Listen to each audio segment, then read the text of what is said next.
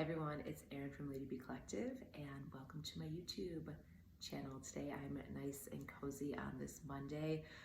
This is, I think, how I'm going to do Mondays for a while. Just the coziness, it makes them a little bit better and more manageable. So I will just get started. So the topic is going to be about patience and perspective, and kind of in terms of the holidays leading into the end of the year and into next year, and with COVID. So like I said, let's just jump into this. So perspective for me has been key, especially in the last few years. So before, when something would happen, when there'd be an experience, I had my train of thought, my emotions, and I just went from there.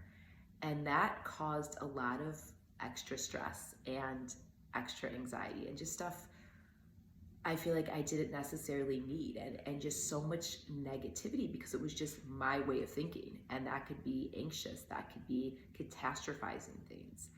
And when I started to think of different perspectives, especially a more positive perspective, things changed for me.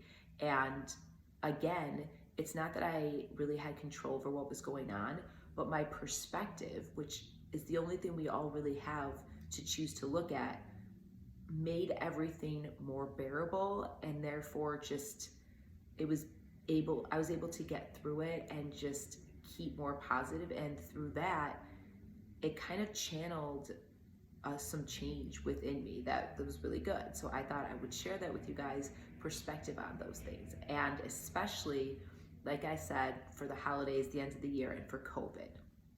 So for instance, for COVID, we know that there's two waves, and we've gotten through the first wave, right? We got through it. And the second wave, we're kind of right now in a really hard spot because all the numbers are spiking. So, but we're already mostly through that. And once they stop spiking, they'll have to go down, even if it's at a slower rate. So if we look at it like that, we're on the end of things. And that doesn't make it necessarily any less stressful, but at the same time, it's like, wow, we got through this. This is that last long haul. And I spoke about this in my podcast. That's why I wanted to do it also on my YouTube, is because I think it's so important. Like when you look at it from that way, there's hope, right? There's less uncertainty. It's less daunting than to be like, well, I don't know what's going to happen. It's winter and the numbers are going up, and who knows about the vaccine and all these things. And those are valid. But when we look at it like on this journey, we're getting towards the end, our perspective can kind of change with that. And that would lead me into patience. So that's kind of the perspective on that. And patience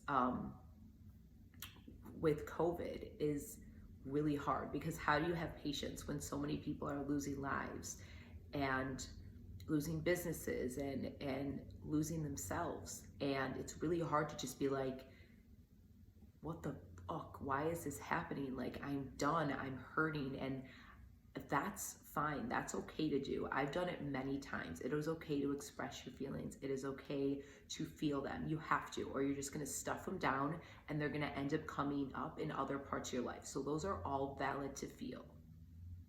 However, after feeling them, I think there's a level of, sometimes with uncertainty and we don't know, we have to have patience. It's not going to happen overnight. And the more that we're used to in our society and ourselves being able to impulsively do things, we don't realize how much patience is needed. And that's not just within this, it helps in every aspect of life. So if we can show a little patience, that will help us through this, as well as